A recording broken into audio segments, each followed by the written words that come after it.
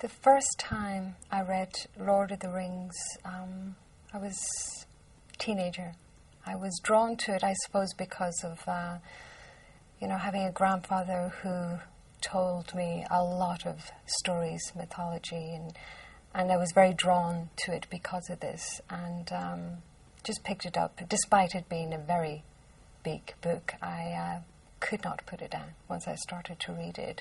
I've read it several times since and have to say it is my all-time favorite book. There are people who haven't read it, but a lot of people know about the story, and it's kind of, when you talk about Lord of the Rings, people will say, oh, I read that so many years ago, or I've always meant to read that, that book, so you always get that reaction. Everyone knows about the book.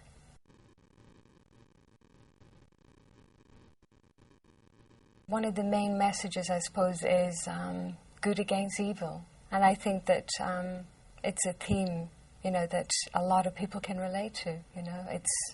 It's there in mythologies and history. It's always been there.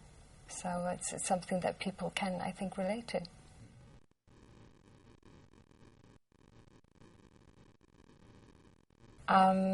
I think that, a lot of people would be drawn to stories, mythology, and it's very strong within Ireland. There were storytellers, something that I suppose in a way is kind of dying away, because of the likes of TV and radio, but you still have quite a strong sense of people still loving, Irish mythology.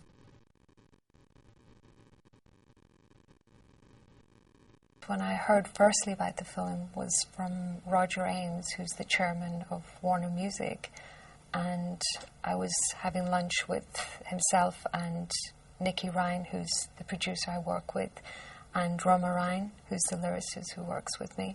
It was about 2 years ago, and he mentioned about that the Lord of the Rings, they were making the movie, and he knew that I was a terribly big fan, and so was Roma, and kind of mentioned about, would we be interested, and it was like, of course, I would love to be involved, but at that stage, I was working on my own album, and I really didn't know how it would work out. Would it happen? Would it not happen, But then it was the beginning of May, and that was kind of, I'd been promoting A Day Without Rain for the last sort of 7 months, and it was coming up to the end of the promotion. And I remember saying at that time, even though we were supposed to take a break and take a holiday, I remember saying I would work through summer if there was the opportunity to work on Lord of the Rings. And the call actually came from the director.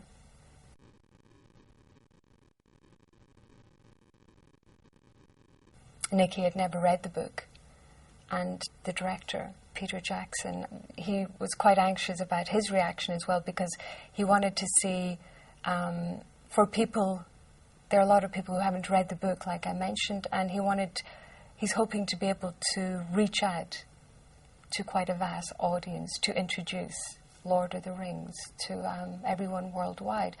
They actually had done a very rough edit of the film, and we were the first 3 outside of the people who were involved, in the movie to actually view it.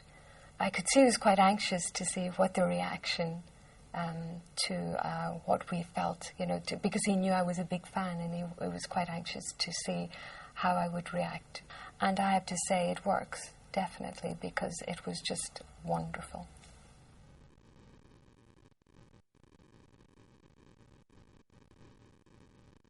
Well, after meeting with Peter Jackson, he pointed out that he wanted me to sing and to write the end title song. And what he felt, though, because there's such a beautiful flow to the actual film itself, he wanted also that my voice was introduced somewhere else. And so there's this beautiful romantic moment where 2 main characters, which is Arwen and Aragorn, And they have this beautiful moment on this bridge, and it really inspired me to write, I suppose, it's their moment, a song to them, and it's called Aniron, which to translate means I desire.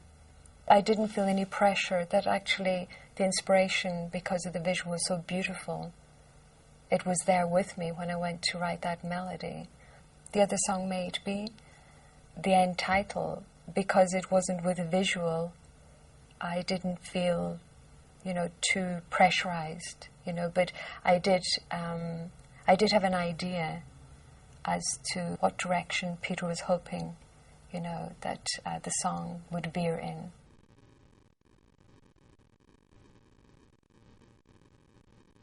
Everybody kind of knows that there was a few languages created, for the elves. Roma immediately, she knew what language they actually spoke. It's a forbidden language that the elves spoke only amongst themselves in Rivendell and at St. Aran. And she thought it would be really beautiful if the song was completely sung in this language. And this is a language that has been created by Tolkien himself, as well as with the Quenya. And what was nice was we were able to use the Quenya for the end title for the song May It Be. So it was really exciting because it's the first time it's been done. While I was writing the music, she was really sort of studying these languages. But what was interesting for me was because of my first language being Gaelic. I had... it was very strange because some of the sounds were similar, and that's when I spoke to Roma. She sort of said, well, yeah, because, he studied at length Celtic languages, and so there's a great sort of sense of the Welsh language with Gaelic, very much within the languages that he created. So I have to say I felt very at home singing these songs. The way you spell Quenya is Quenya, Quenya, which is a bit of a coincidence, I suppose.